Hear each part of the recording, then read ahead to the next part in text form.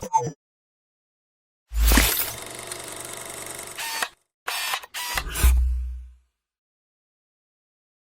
से लगभग लाखों वर्ष पहले सत्ययुग में, जब पृथ्वी में पाताल लोक के असुरों के राजा रंभ और क्रंभ नाम के दो भाई हुआ करते थे, और वे निसंतान होने के कारण निराशा के घोर अंधेरे में डूब चुके थे।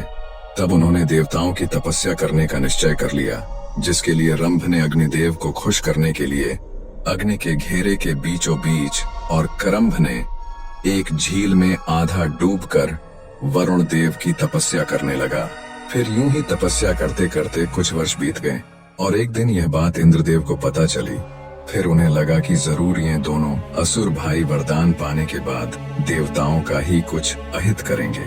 जिसके बाद एक दिन इंद्रदेव धरती पर प्रकट हुए और उस झील के पास जा खड़े हुए जहाँ क्रंभ झील में आधा डूबे हुए तपस्या कर रहा था। फिर इंद्रदेव ने एक विशाल मगरमच्छ का रूप लेकर झील में प्रवेश किया और क्रंभ के ऊपर एक घातक हमला कर दिया, जिससे क्रंभ की तड़प तड़प कर उसी झील में मौत हो गई। और इस घटना का एहसास रंभ को तपस्या करते वक्त ही हो चुका था, और उसने अपने तपस्या के तेज से यह भी पता लगा लिया था कि वो विशाल मगरमच्छ कोई और नहीं बल्कि स्वयं इंद्रदेव हैं। रंभ अपने भाई क्रंभ से बेहद प्रेम करता था और वह उसकी मौत का सदमा सह नहीं पाया। इसीलिए उसने अपने तपस्या को वहीं भंग कर एक तलवार प्रकट कर खुद को मारने ही जा रहा था कि अचानक वहां अग्निदेव प्रकट हो गए और उसे ऐसा करने से रोक लिया और रंभ से अपना इच्छित वरदान मांगने को कहा। जिसके बाद रंभ ने काफी सोचा और इंद्रदेव के दुष्कर्मों को ध्यान में रखते हुए अग्निदेव से एक ऐसी संतान मांगी जो इंद्र को परास्त कर सके। इतना ही नहीं बल्कि तीनों लोकों में भी राज कर सके। जिसके बाद अग्निदेव ना चाहते हुए भी रंभ को यह वरदान दे बैठे कि जो मादा रंभ से प्रेम कर बैठेगी वही उसके उस बलशाली संतान को जन्म देगी।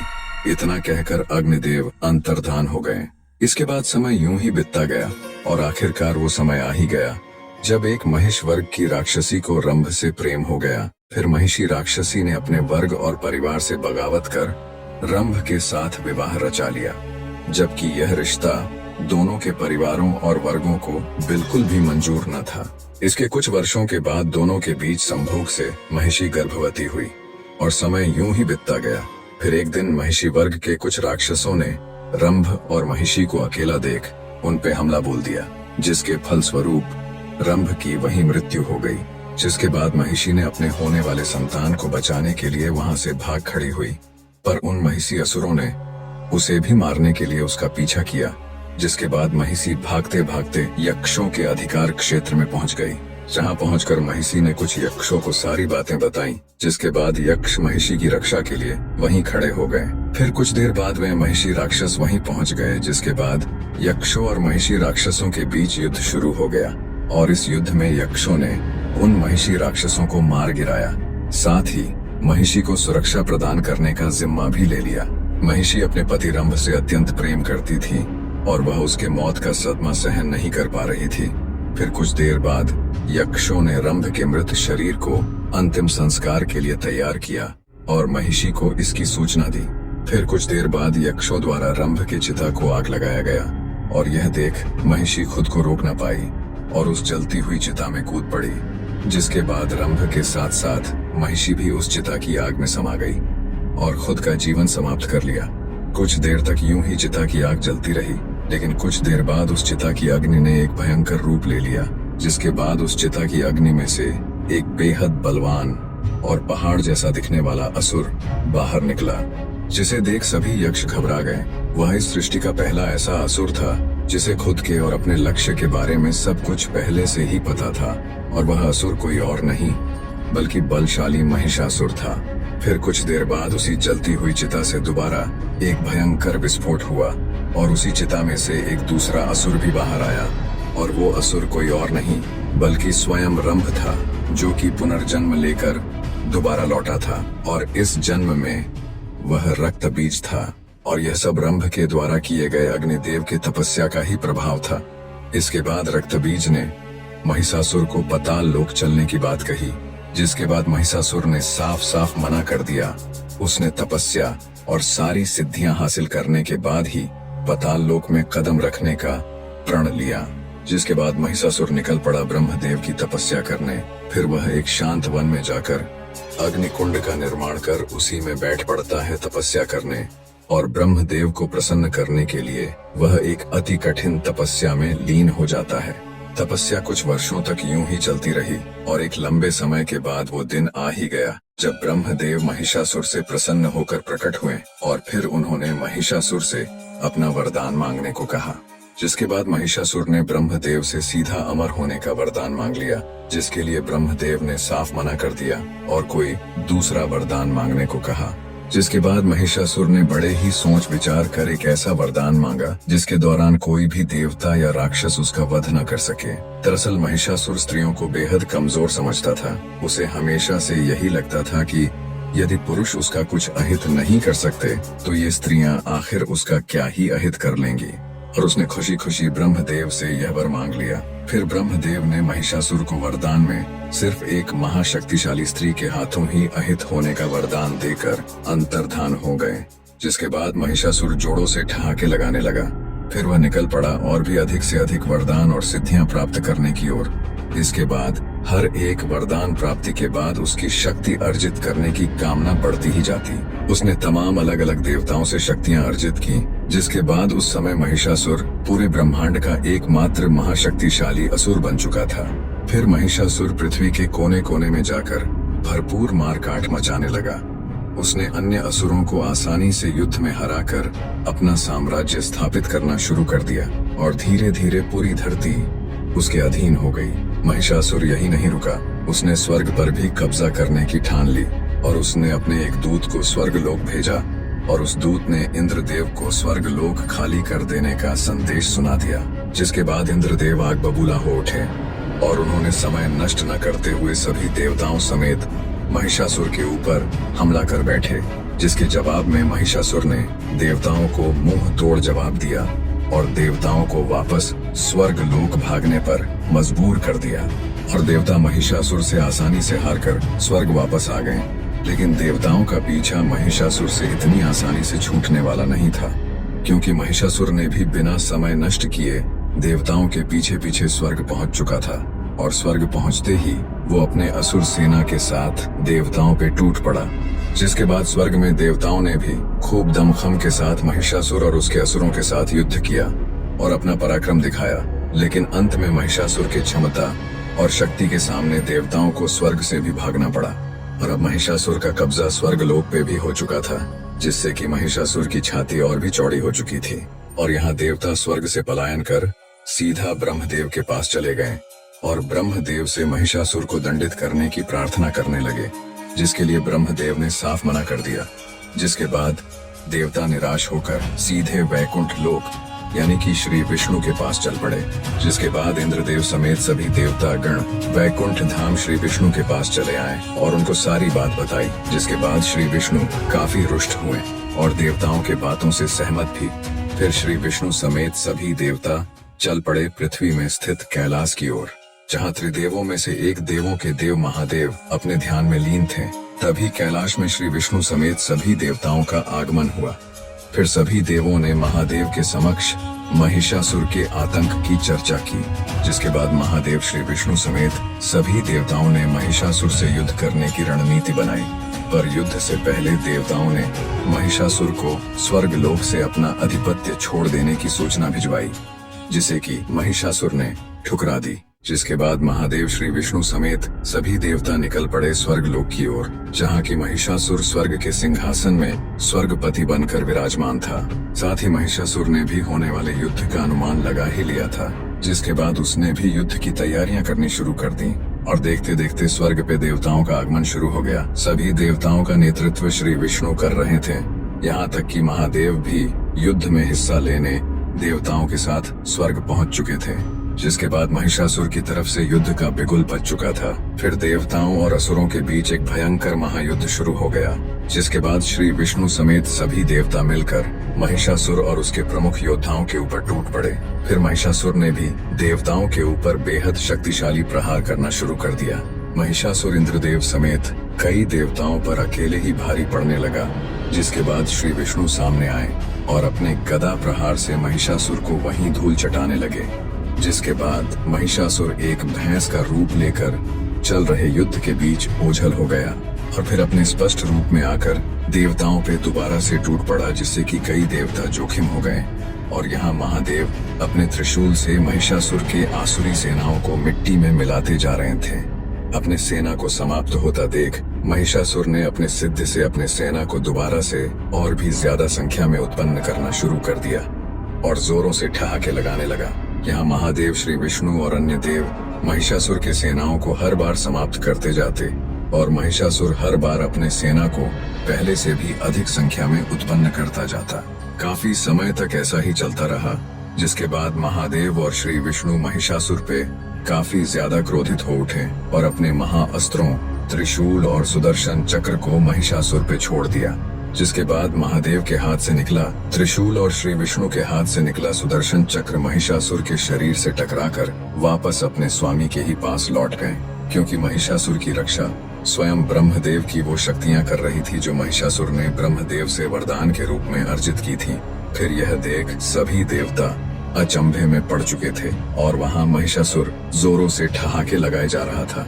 फिर अचानक महादेव और श्री विष्णु को ब्रह्मदेव का संकेत मिला और ब्रह्मदेव ने दोनों त्रिदेवों को युद्ध क्षेत्र से वापस लौटने का संकेत दिया, जिसके बाद दोनों त्रिदेव युद्ध क्षेत्र से अंतर्धान हो गए। फिर यह देख सभी देवता भी युद्ध क्षेत्र से दोनों त्रिदेवों के पीछे पीछे चले गए। जिसके बाद महिषासुर और उसकी असुर सेना हर्ष उल्लास से इस महायुद्ध को जीतने का जश्न मनाने लगे। और यहाँ महादेव, श्री विष्णु समेत सभी देवता कैलाश पहुँचे और इसके बाद वहाँ ब्रह्मदेव भी प्रकट हुए। जिसके बाद महादेव ने ब्रह्मदेव से युद्ध क्षेत्र से वापस बुलाने का कारण पूछा। जिसके बाद ब्रह्मदेव ने महिषासुर को वरदान में दिए गए शर्त के बारे में सभी देवों को दोबारा से याद दिलाया, जिस पे देवताओं ने जवाब दिया कि यह बात तो सभी देव पहले से ही जानते थे, पर वे कर भी क्या सकते हैं। सृष्टि में ऐसी कोई स्त्री है ही नहीं जो महिषासुर के समक्ष ठहर सके। जिस पे ब्रह्मदेव ने कहा कि महिषासुर का अंत करने के लिए एक ऐसी स्त्री होनी चाहिए जिसके पास सभी देवताओं की कुछ कुछ शक्तियां मौजूद हों और उस स्त्री के पास सभी देवताओं की शक्तियों को एक साथ संभाल पाने और उसका सही से इस्तेमाल कर पाने की क्षमता भी हो। जिस पे देवों ने पूछा कि आखिर इस सृष्टि में ऐसी स्त्री है ही कौन। जिसके बाद ब्रह्मदेव के मुंह से देवी पार्वती का नाम निकल पड़ा और उन्होंने कहा कि इस सृष्टि में एकमात्र देवी पार्वती ही है जो सभी देवताओं की शक्तियों को एक साथ संभाल सकती हैं और उसका सही से उपयोग भी कर सकती हैं। फिर महादेव और श्री विष्णु समेत सभी देव काफी प्रसन्न और उत्साहित हुए। जिसके बाद देवी पार्वती स्वयं का नाम सुनकर सभी देवों के समक्ष आ खड़ी हुई और सभी देवों ने देवी पार्वती को अभिवादन किया। जिसके बाद देवी पार्वती ने भी सभी देवों को अपना अभिवादन दिया। साथ ही सृष्टि के कल्याण के लिए स्वयं को चुने जाने के लिए ब्रह्मदेव का आभार और खुद को अति भाग्यशाली भी बताया। जिसके बाद महिषासुर से एक महाप्रलयंकारी युद्ध करने के लिए महादेव ने देवी पार्वती को अपना त्रिशूल प्रदान किया। इसके बाद श्री विष्णु ने भी देवी पार्वती को अपना सुदर्शन चक्र प्रदान किया। इंद्रदेव ने अपना वज्र प्रदान किया। इसके बाद सूर्य देव ने अपने रोमकूपों और किरणों का तेज भरकर एक ढाल, इसके अलावा दिव्य तलवार और दिव्य सिंह देवी के सवारी के लिए प्रदान किया। इसके बाद विश्वकर्मा देव ने देवी को एक अभेद कवच प्रदान किया, साथ ही अनेकों अस्त्र भी प्रदान किए और अंत में सभी त्रिदेव समेत समस्त देवों ने अपने अपने शक्तियों का कुछ अंश देवी को प्रदान किया। फिर देवी पार्वती ने अपना वास्तविक रूप लिया, महाशक्ति देवी दुर्गा का। और यहाँ महिषासुर स्वर्ग लोक से ऊबकर अब पृथ्वी में ही रहते हुए तीनों लोकों का स्वामी बन बैठा था। पूरे ब्रह्मांड में महिषासुर की ख्याति चल पड़ी थी। वह पृथ्वी समेत पूरे ब्रह्मांड में ज्यादातर राज्यों को जीतकर उनका स्वामी बन बैठा था। और एक दिन जब वह अपने सिंहासन में बैठे अपने असुर सैनिकों को कहीं आक्रमण करने की आज्ञा दे ही रहा था, तभी अचानक उसके राज्य की जमीन थर्राने लगी, जैसे कि कहीं भूचाल आया हो। पर जब वह अपने महल के बाहर निकला तो उसने देखा कि उसके असुर सैनिकों में भगदड़ मची हुई है। इसके बाद उसका ध्यान दूर से आ रहे विशाल सिंह पे सवार एक विशाल काय स्त्री पे गया, जिसके अनेकों भुजाएं थीं, बेहद लंबे बाल हवा में लहरा रहे थे और पूरा जमीन उस स्त्री के आगमन से ही थर्रा उठा था। उस सिंह पे सवार स्त्री को देख महिषासुर अचंभे में पड़ चुका था और वह समझ चुका था कि वह स्त्री अब सीधे उसके राज्य पे ही हमला करने वाली है। फिर महिषासुर ने उस विशालकाय स्त्री को रोकने के लिए अपने सेनापति त्रिनेत्र को लगभग 5 लाख असुर सेना के साथ भेज दिया। फिर त्रिनेत्र और उसके असुर सैनिक उस विशालकाय स्त्री के समीप पहुंच तो गए, पर देवी दुर्गा के समक्ष क्षण भर भी टिक न पाए। देवी दुर्गा ने मात्र अपने कुछ प्रहार से ही त्रिनेत्र समेत उसके लाखों असुर सैनिकों को वहीं मौत के घाट उतार दिया। और महिषासुर दूर अपने महल में खड़े खड़े यह सब होता हुआ देख रहा था, पर उसे अपनी आंखों पे विश्वास नहीं हो रहा था। फिर कुछ देर बाद जब देवी दुर्गा उसके महल के पास आई और महिषासुर को युद्ध के लिए ललकारने लगी, तब महिषासुर देवी दुर्गा के बेहद सुंदर रूप को सामने देख काम वासना से भर उठा। फिर वह देवी दुर्गा के समीप गया और उनके सामने सीधा विवाह का प्रस्ताव रख दिया, जिसके बाद देवी दुर्गा महिषासुर पे काफी क्रोधित हो उठी और दोबारा से उसे युद्ध करने को कहने लगी। जिसके बाद महिषासुर जोरों से ठहाके लगाने लगा, जिसपे देवी दुर्गा का क्रोध और भी उग्र हो उठा। फिर महिषासुर ने देवी दुर्गा से यह बात कह दी कि वह स्त्रियों को युद्ध करने योग्य तो समझता ही नहीं, बल्कि स्त्रियां तो सिर्फ पुरुषों के काम वासना की पूर्ति के लिए ही होती हैं। जिसपे देवी दुर्गा के अंदर क्रोध की ज्वाला जलनी शुरू हो गई। पर फिर देवी दुर्गा ने अपने क्रोध को शांत करते हुए बेहद चतुराई से काम लिया। उन्होंने महिषासुर के समक्ष एक प्रस्ताव रखा कि यदि महिषासुर उन्हें युद्ध में हरा देता है तो वो स्वयं खुशी खुशी उससे विवाह कर लेंगी। फिर यह सुनकर महिषासुर जोरों से ठहाके लगाने लगता है और बेहद उत्सुकता के साथ युद्ध के लिए सहमत भी हो जाता है। जिसके बाद महिषासुर भी खुद का आकार देवी दुर्गा के इतना ही विशालकाय बना लेता है, पर उसकी ऊंचाई देवी दुर्गा के समान नहीं बन पाती और महिषासुर कद में देवी दुर्गा से छोटा ही रह जाता है। जिसपे देवी दुर्गा मुस्कुरा पड़ती है और महिषासुर दांत पीसते रह जाता है। फिर महिषासुर अपनी तरफ से पहला वार देवी दुर्गा पे कर ही देता है। वह देवी दुर्गा पे अपनी आंखों से बेहद घातक रोशनी से लगातार वार करता जाता है, जिसे देवी दुर्गा अपने ढाल से रोकने लगती हैं। फिर देवी दुर्गा अपने ढाल से महिषासुर के वार को रोकती हुई उसके ऊपर दिव्य अग्नि का प्रयोग करती हैं, पर दिव्य अग्नि से महिषासुर को कुछ खास नुकसान नहीं पहुंचा पाती। जिसके बाद देवी दुर्गा अपने तलवार से महिषासुर पे एक तेजदार वार करती है, जिससे कि उसका कंधा घायल हो जाता है। फिर महिषासुर देवी दुर्गा का ध्यान भटकाने के लिए अपने सिद्ध से लाखों असुरों को उत्पन्न कर देवी दुर्गा को युद्ध में व्यस्त कर देता है। इतनी बड़ी संख्या में असुर सेना को हथियारों सहित एक साथ में सामने आता देख देवी दुर्गा ने एक जोरदार गर्जना भरते हुए अपने सिंह में सवार होकर उन लाखों असुरों पे टूट पड़ी। और यह महायुद्ध होता हुआ पूरा ब्रह्मांड बड़ी उत्सुकता के साथ देख रहा था। देवी दुर्गा ने तेज गति में दौड़ते हुए सिंह में बैठे बैठे ही अपने तलवार और सुदर्शन चक्र से असुरों का संहार करने लगी। इतनी विशालकाय महावीरांगना को देख पूरी असुर सेना कांपते हुए पीठ दिखाकर तेजी से भागने लगी, पर देवी दुर्गा ने किसी को भी भागने नहीं दिया, बल्कि सभी का संहार कर अशांत युद्ध भूमि को पूरी तरह से शांत बना दिया। जिसके बाद पूरे शांत युद्ध भूमि में हर जगह सिर्फ धूल ही धूल उड़ने लगे थे। फिर देवी दुर्गा उस धुंधले पड़े युद्ध भूमि में महिषासुर को ढूंढने लगी, पर महिषासुर कहीं भी नजर नहीं आ रहा था। पर अचानक महिषासुर ने देवी दुर्गा के पीछे से आकर एक तेजधार दिव्य तलवार से उनकी भुजाओं पे वार कर दिया, जिससे कि देवी दुर्गा कुछ हद तक घायल भी हो गईं और देवी दुर्गा ने क्रोध में आकर उसके पीछे सुदर्शन चक्र को लगा दिया। फिर महिषासुर ने सुदर्शन चक्र को चकमा देने के लिए भैंसा का रूप ले लिया, जिसके बाद सुदर्शन चक्र महिषासुर को कहीं भी न पाकर वापस देवी दुर्गा के पास लौट आया। इसके बाद देवी दुर्गा महिषासुर को फिर से उस धूल से धुंधले हो चुके युद्ध के मैदान में ढूंढने लगी, लेकिन महिषासुर उन्हें कहीं भी नजर नहीं आ रहा था। फिर देवी दुर्गा ने अपने सिंह को महिषासुर को ढूंढने के लिए लगा दिया। समय यूं ही बीतता गया और फिर सिंह ने अचानक भैंस का रूप लिए महिषासुर को ढूंढ ही लिया और उस पे हमला बोल दिया। पर भैंसा का रूप लिए महिषासुर के समक्ष सिंह ज्यादा समय तक टिक नहीं पाया और उसने सिंह को अपने जोरदार टक्कर से घायल कर दिया।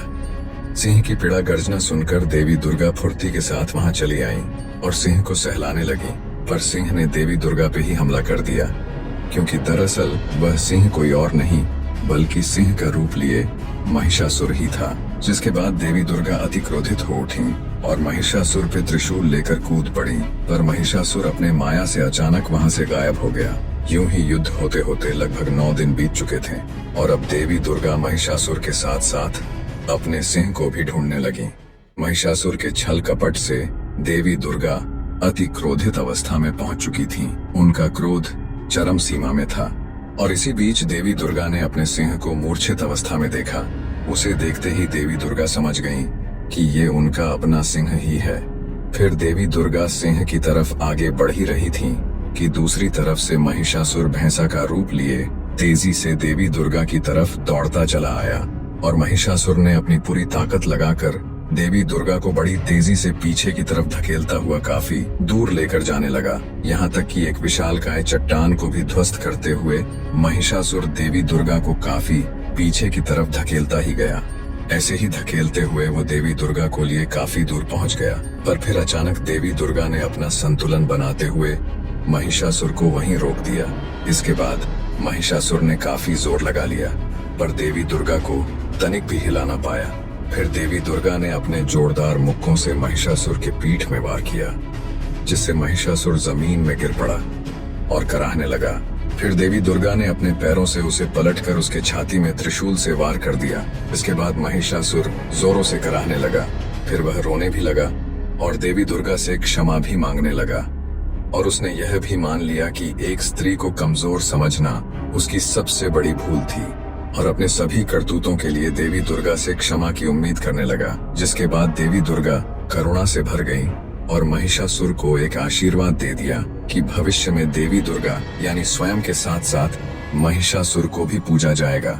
जिसके बाद महिषासुर तड़प तड़प कर देवी दुर्गा के हाथों उद्धार पाने की कामना करने लगा। जिसके बाद देवी दुर्गा ने उसके कामना को पूरा करते हुए अपने तलवार के एक ही वार से महिषासुर का सिर धड़ से अलग कर दिया।